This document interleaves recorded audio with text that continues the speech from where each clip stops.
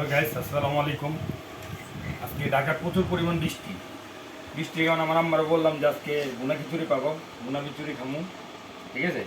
আর লাল কোরা গরুর মাংস ঝোল, এরকম গ্যাস জোরা ভুনা খিচুড়ি,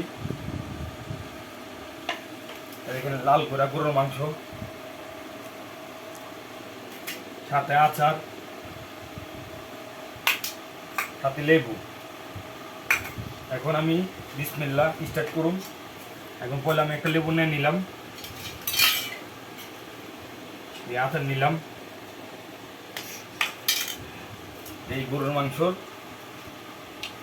এই দেখেন লাল করে মাংস, ঝোল নিয়ে নিলাম সাথে করে, এই লেবু চিপড়া নিলাম। বিসমিল্লাহ।